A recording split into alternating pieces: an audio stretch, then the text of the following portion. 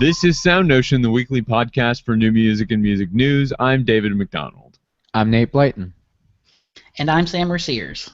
And this week we heard some really interesting thoughts from the world-famous mezzo-soprano Cecilia Bartoli. She does not like you, Sam. Yeah, well, I would dispute that they were interesting. No, absolutely they were interesting. Okay, well, why were they not interesting? Well, I was just trying to be disparaging towards her because, as you said, she doesn't like me, or Nate, or you, or Nico Muley, or Daniel Felsenfeld, or Ken Ueno, or any of those people. Yeah, so this is interesting. She basically said that contemporary composers, like me, like you, like Nate, don't know how to write for singers like her. And I assume that what she means is that we don't write music in the early 18th century, and I don't know what she wants. Like she's clearly looking for composers to sing in a particular style, or to write for her to sing in a particular style, because when she performs, she's most well known for performing and recording these kind of classical period and even some kind of early Rococo or early classical 18th century things and she's looking for not new music, but new to her and maybe new to most audiences, and there's a place for that, certainly, but to say that composers don't know how to write for her voice, I think, is facile. And I think it's something that we hear a lot from singers who just don't like classical or don't like new music, and that's fine. Like, you don't have to like it. I think you should, and I think if you don't, it's either that you're not thinking about the music that you're listening to, or you haven't heard the music that's really grabbing you. Like the thing, there's all kinds of stuff, right. And when they say they don't like it, they're thinking of like Elliott Carter from 70 years ago. They're not thinking about people that are actually writing music in the last 5 to 10 years.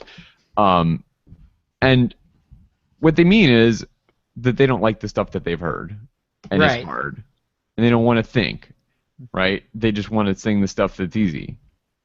It's a different thing. You train your voice in a different way. Go ahead, Sam.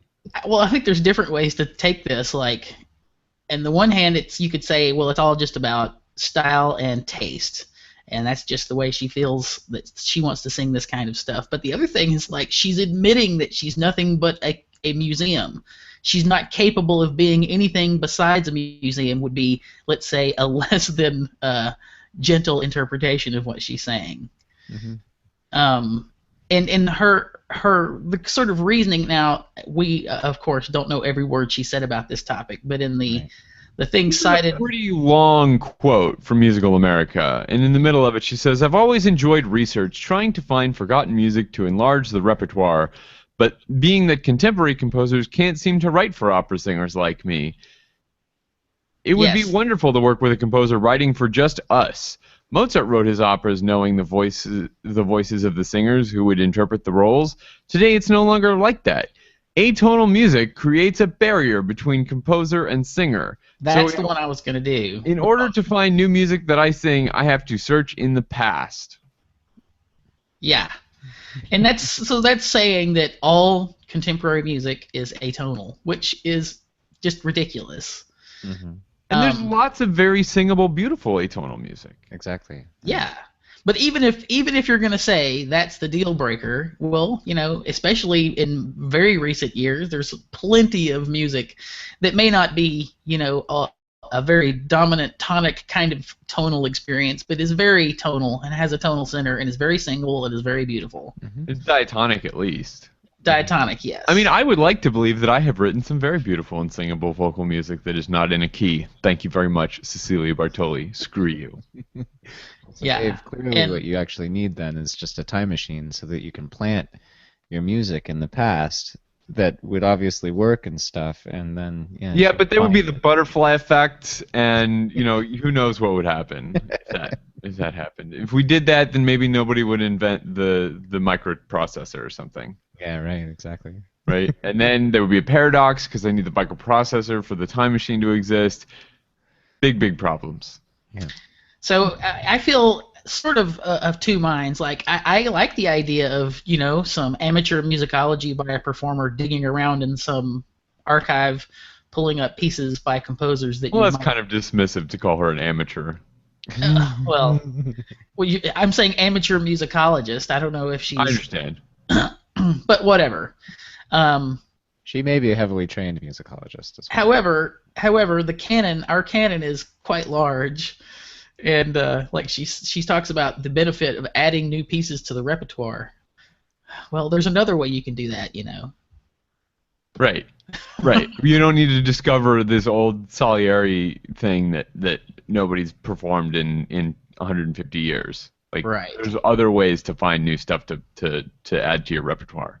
And I think the thing is, like, people these days are perfectly capable of writing music like that too, if she wanted. Yeah. Well, that's what she wants, and I don't think that's not contributing anything either, though. Sure, right? Is digging up a Salieri score really contributing to the repertoire, or is it just making more of it?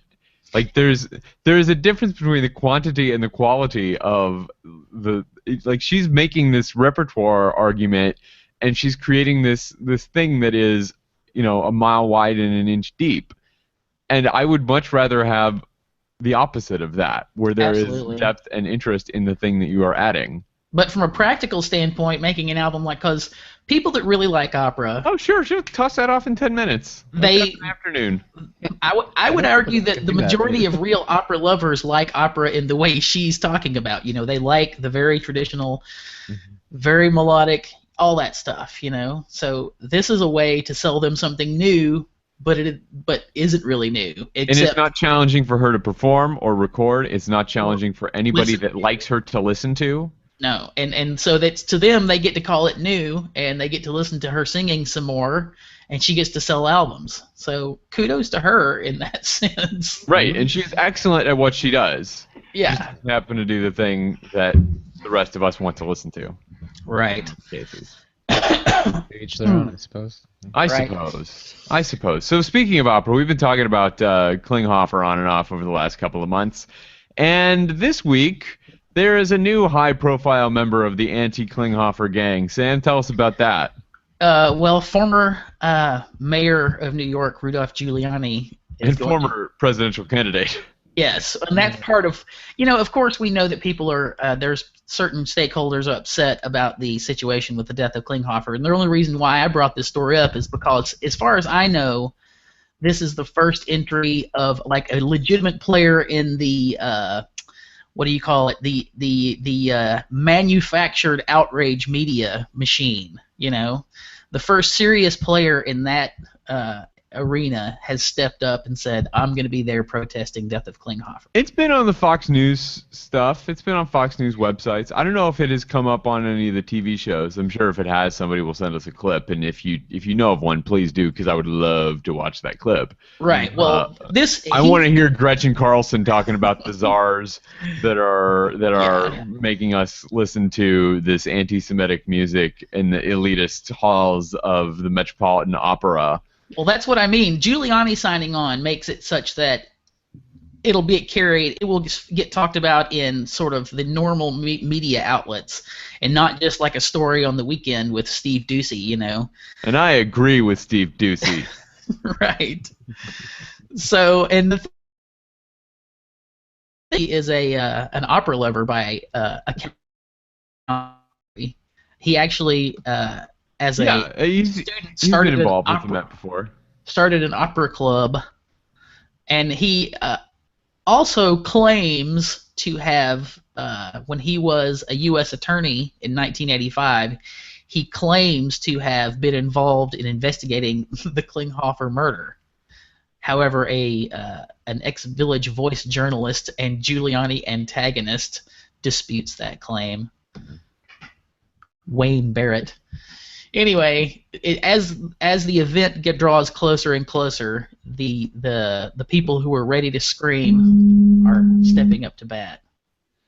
Hey Sam, do you want to maybe move your phone away from your microphone? Because when it just vibrated just then, everybody heard doo on their whatever the frequency of your vibration motor was on your phone. I just heard that too and thought the same thing. All right.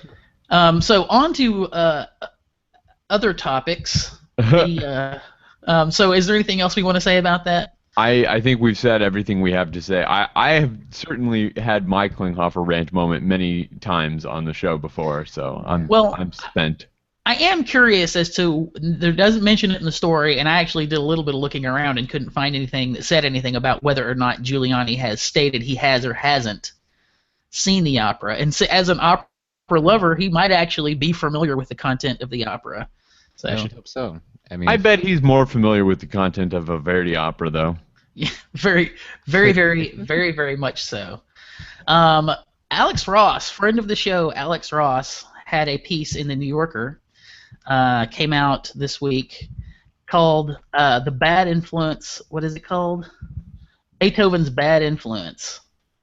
Kind of a, well, it's sort of a review of a new biography of Beethoven, but it's also sort of a contextualizing Beethoven as a overriding sort of deity in the music of in the world of classical music, and it's really interesting how he couches this, arguing that when Beethoven was at his height, there were a lot of other things that were primed to turn him into Beethoven, that we know today. Orchestras started becoming bigger, and you can argue that orchestras started becoming bigger and more professional because the quality and scope of Beethoven's pieces demanded it. Mm-hmm.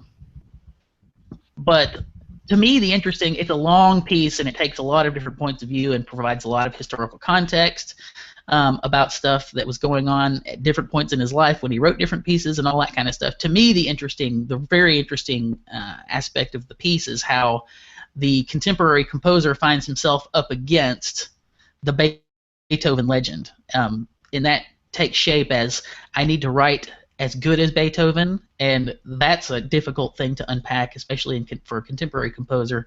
But over that, it shapes what the idea of success is as a composer. So ultimate success as a composer, we've been taught, is to become Beethoven, become a figure whose music is so awesome that you transcend, what normal composers have done and become this mythological figure. Mm-hmm.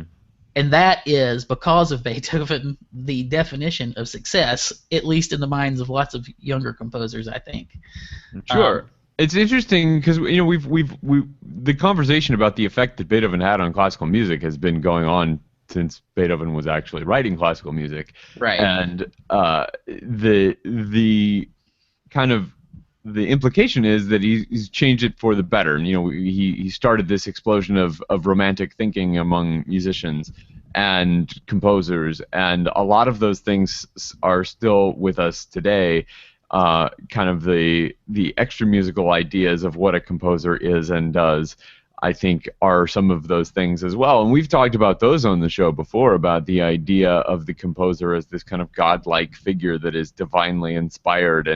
And of course we know that Beethoven, went crazy on all these details of creating this piece and how, working really hard at all hours working on this thing. And it was not as we often think today, through this kind of legendary romantic idea of composerliness, that you sit bolt upright in the middle of the night and rush to your writing desk, where you pull out your feather quill fountain pen thing and scribble down an entire symphony in a night. Like, we know that that's not really how music gets written, or ever really got written well, but that idea comes from the kind of mystique that Beethoven built around himself.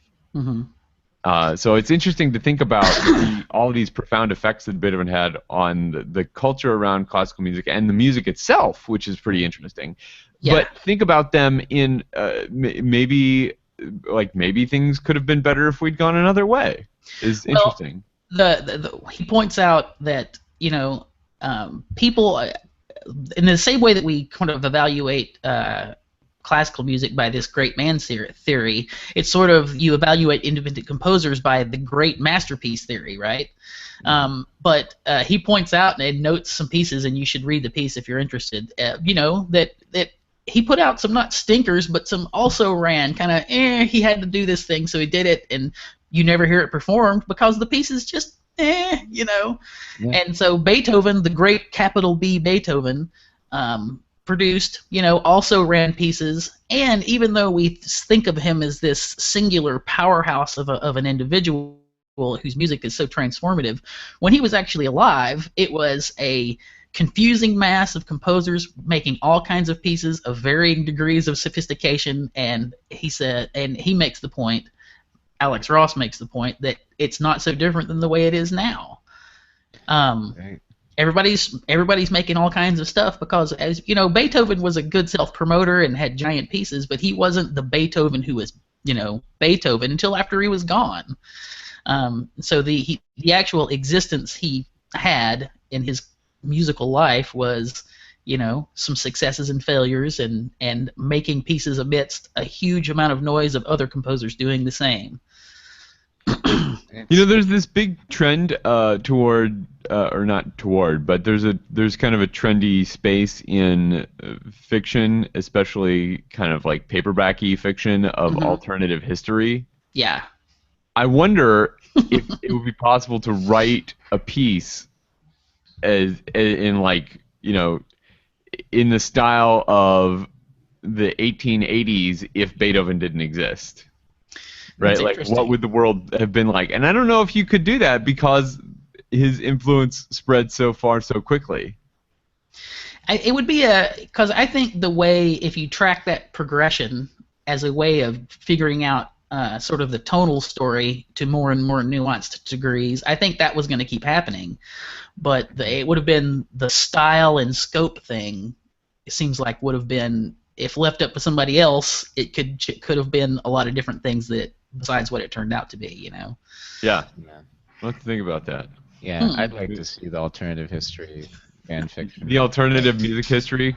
Yeah. Yeah. There's like a decision tree in Grout, and if you would like to have Beethoven exist, turn to page 346. If you would like to have Beethoven never exist, turn to page 9873. Right? Because that's how much space you need to talk about Beethoven's legacy. Right. Exactly.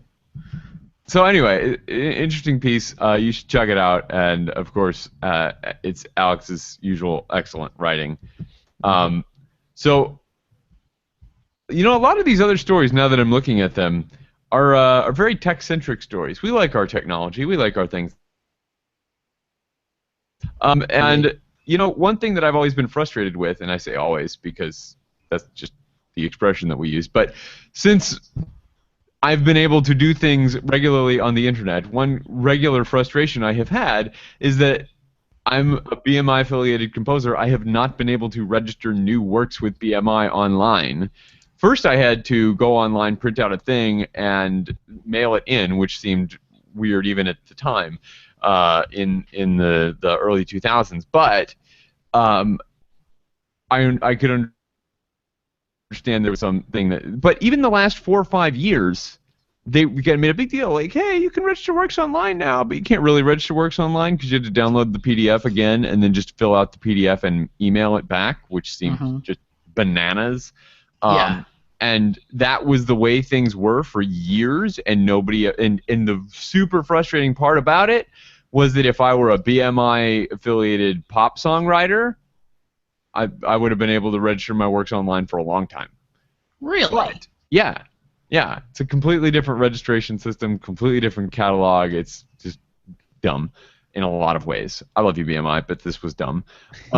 And so just this last week or 2 weeks ago now, BMI has announced that now composers, just like you could on ASCAP for many years, and just like you could if you were a pop songwriter for many years, you can now register your works online. So thank goodness I've not had the opportunity to try it yet, but I am looking forward to giving it a shot, and hopefully nothing will catch fire. But thank goodness, because there are honestly works that I have not registered just because it was so tedious to register them, which is bad. Congratulations, BMI, for stepping into the year 2001. Right, no kidding. But I'm glad you did. Yes. So I will be taking advantage of that. Brilliant. Another tech story. We often on this show get frustrated with YouTube because we make our shows on YouTube and we play music. Sometimes it is not music that we originally created. We are never just posting a track of a song with the album art of the album onto YouTube for people to listen to. But we do play music on the show. Some of that music is commercially available, and some of that commercially available music is registered with YouTube's Content ID system, which is a little robot that does basically what Shazam or SoundHound does on your phone. It listens to the track and does digital pattern matching to figure out if a part of your audio is the same as a part of an audio that somebody is selling somewhere that they think that you're stealing from them. But there's nothing really past that. As soon as they catch the match, they can do pretty much anything with your video, which sucks. You can still argue that you're using it in under fair use or you have permission, but you can't get past that first initial step of them calling you a jerk. And calling you a jerk may be pulling your video down. So it's very frustrating. I understand why it exists, because when YouTube bought Google, or when Google bought YouTube, rather, YouTube was on the verge of being sued out of existence by CBS and Viacom and all these other companies. But it's better now, and they should have a better system for remuneration. But the upside of this Content ID system is, as Google announced just this week or last week, they have used Content ID to actually license music, which is wonderful. They're not just finding this music on videos and pulling the videos down and screwing up people's channels.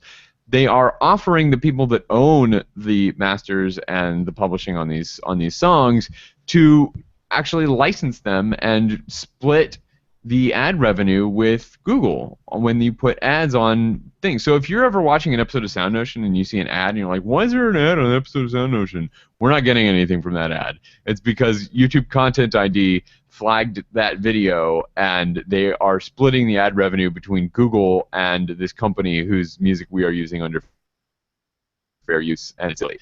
But the upside is companies who have licensed their music through Content ID have been paid since that system has been in effect $1 billion as of a couple weeks ago. So that's pretty exciting and pretty cool. In fact, I remember reading something in the Naxos I guess they just had their 25th anniversary recently.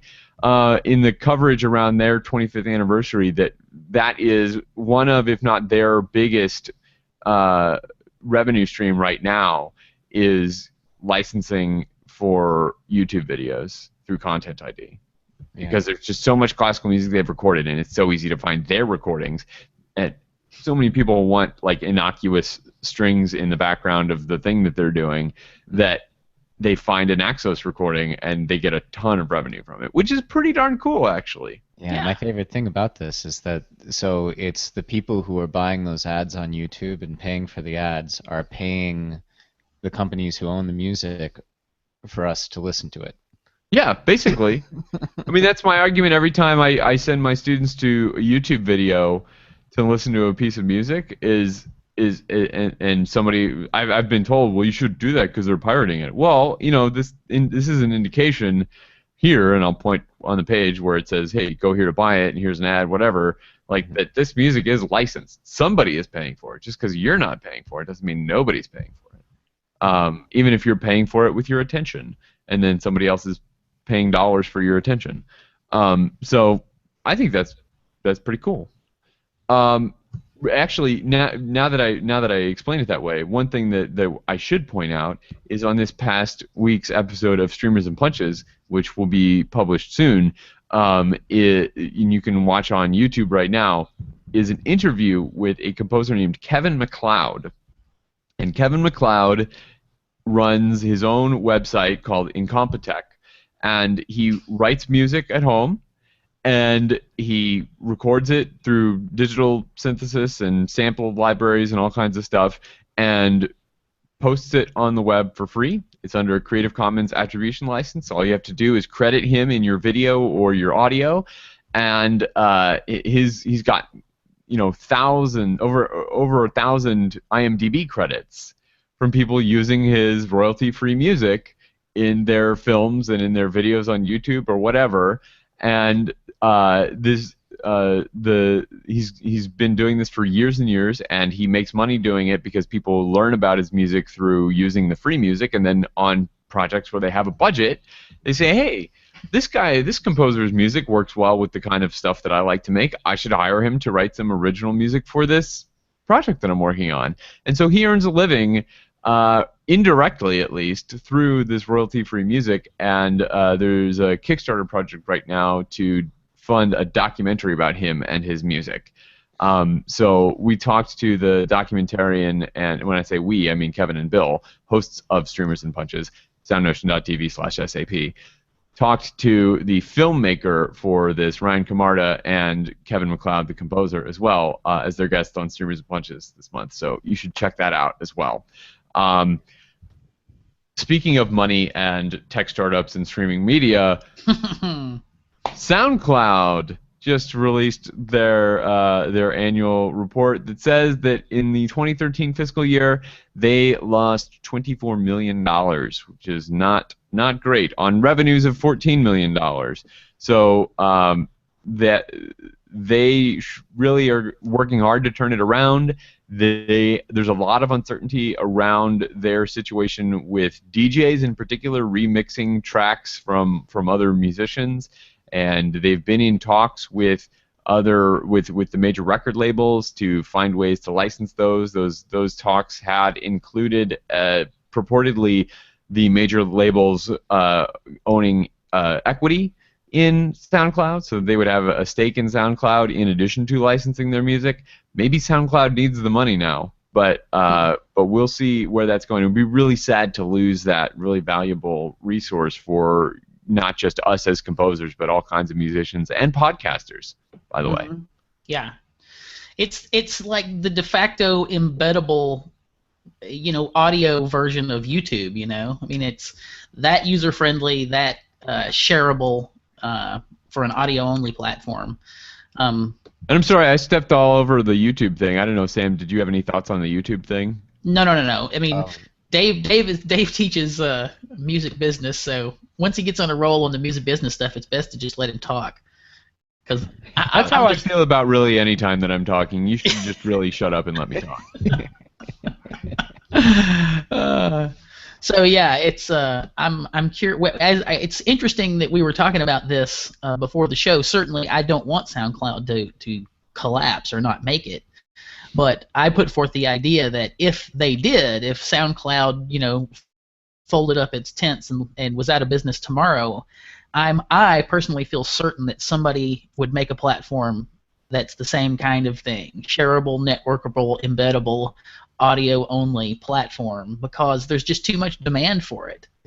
See, I'm not sure about that, though, because they would have demonstrated that it's really hard to make money doing it. Right? You have to find a way to earn money doing it in a way that SoundCloud clearly is not. And they've got a lot of listeners, and they've got a lot of creators.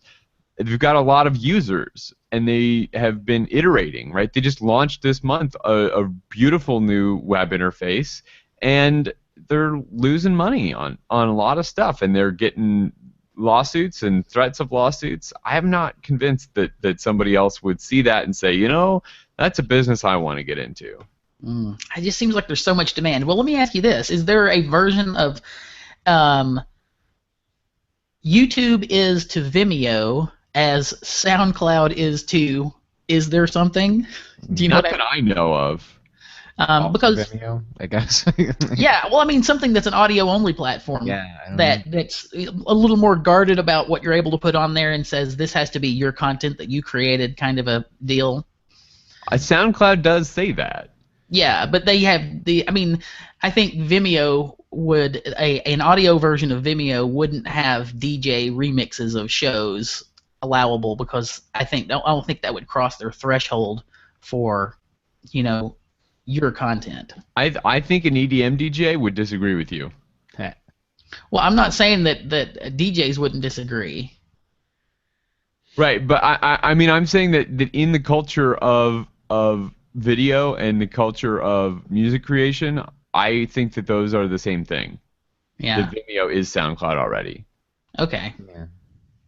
or that SoundCloud is Vimeo already. Because the people that are making those remixes think of them as just as original as anything you or I have ever made. And you know that I'm the first person to understand that sentiment and fight against people who say that it isn't true. Right, so I'm saying that if there was another startup that purported to have that culture, those people wouldn't understand why it was different and would just put their stuff there.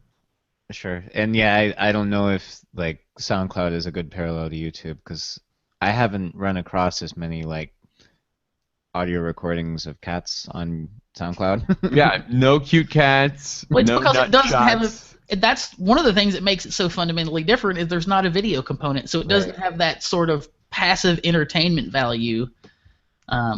Yeah, if only we lived in a culture where 5 seconds of audio could be like a meme. Yeah. That'd be really that'd be interesting. That'd be very different. Yeah, it would be.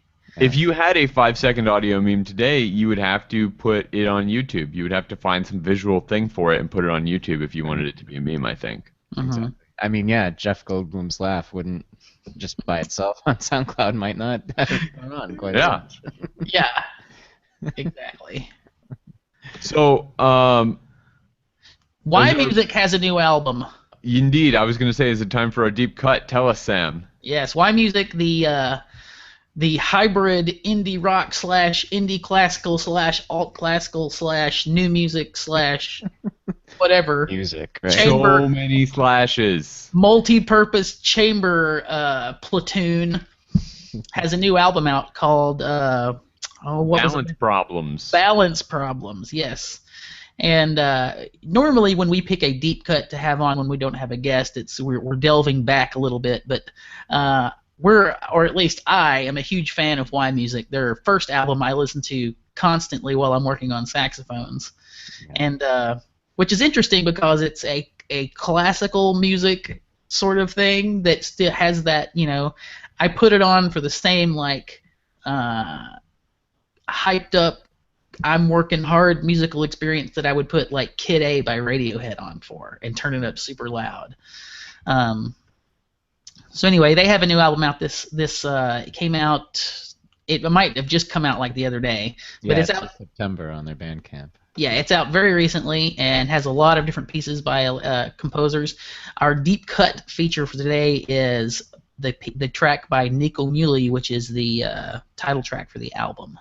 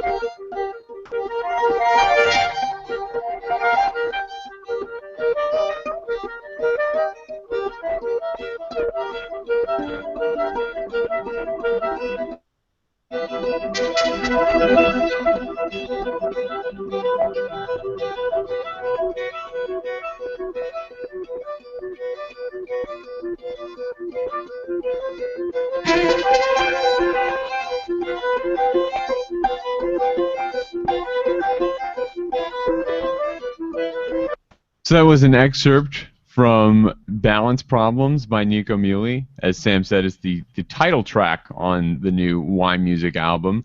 It's very cool stuff. It's got a really nice combination of interesting texture that is augmented. We were talking about this before the show. It's an interesting texture, but it's not just an interesting texture. There are interesting events that surround it and move it forward, so it doesn't just sit flat. It's really cool. And I've also, by the way, guaranteed that we're going to get a YouTube Content ID notice, speaking of which, on this podcast, because all of these digital distribution platforms now hook into Content ID. So there we go. But you should go and check out the whole album. You can buy it on Bandcamp, which is a really cool site. We should really talk more about Bandcamp sometime and how awesome Bandcamp is. But it's available in lots of other places as well, and we will have links to some of those places in our show notes. at soundnotion.tv/SN. Is there anything else we want to talk about before we wrap this? Let's give a shout out to Y Music for having a trumpet. This is something else we talked about before the show. Indeed. It's you always have to. The thought I put forth was that it's cool listening to different composers handle Y music because you got to figure out what to do with the trumpet. And trumpet in chamber music is not easy, especially in chamber music. And the trumpet player does a great job of when he's asked to play a texture part with the woodwinds. And there's plenty of videos of these guys playing live on YouTube too. And it's not an easy job to hide in a doodly woodwind texture when you're playing, off beats or whatever. But I really enjoyed the way the trumpet was used. Like the counterpoint in that piece is going in the strings, and it sounds very conventional. You hear this, this note resolves down, and then it resolves down again to make it minor, kind of, very traditional sounding counterpoint. Yeah, clear voice leading stuff. Clear voice leading, and then the trumpet goes like. Let me interrupt that feeling of nice counterpoint you just had, which I thought was pretty cool. And so, he's decided to put the trumpet out front, which is an easy role for it to play, Mm-hmm. And so. What it's good for, doing the trumpet call, right? You don't always have to reinvent the wheel, Just make the wheel really interesting. Well, so it's a great album, and we should check it out. In fact, I think we may have talked about their Kickstarter project when they first launched it. This is the album from that Kickstarter project. So thank you to Nico and to Y Music for sharing Balance Problems on Bandcamp. And New Amsterdam Records. And New Amsterdam Records for being awesome. Mm-hmm. That's going to do it for this week's episode of SoundNotion. Thank you so much for being with us. We do the show at 11 a.m. Eastern Time on Sunday mornings. You can check it out at live.soundnotion.tv, and you can join us in chat and share your thoughts as we go through the show. There's a nice little question and answer app that YouTube has set up for us that we like to use. You can see the notes for this show, which is going to have links to all the articles that we talked about, and you'll be able to comment there as well at soundnotion.tv/SN. We'd love to continue these conversations with you later. If you would like to defend Cecilia Bartoli's comments to me or Sam, love to participate in that conversation. You can find us on Facebook. You can find us on Twitter. You can find us on YouTube in the comments for this video. Our YouTube channel. Subscribe to that YouTube channel. On Twitter as a group, we're at SoundNotion. I'm Dave McDough. Sam is Housegoy, and Nate is a Nate Tree. Is that right, Nate? Did I get that right? Yep. Nate is a tree. Just one Nate tree.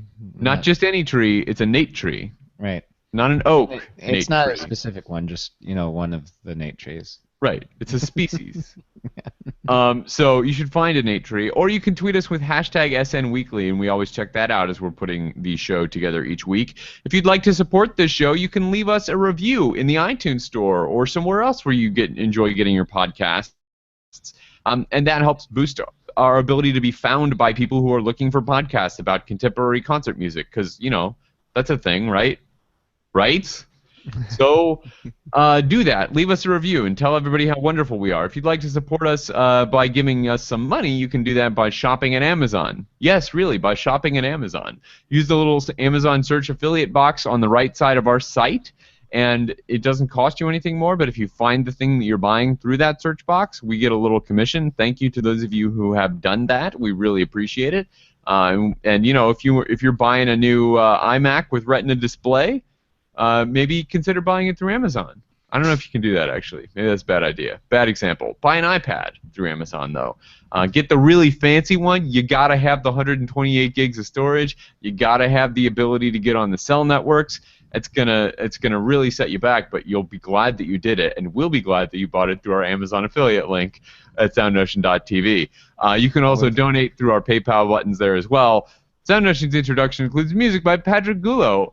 Thank you so much for watching or listening to the show this week, and we will be back next week.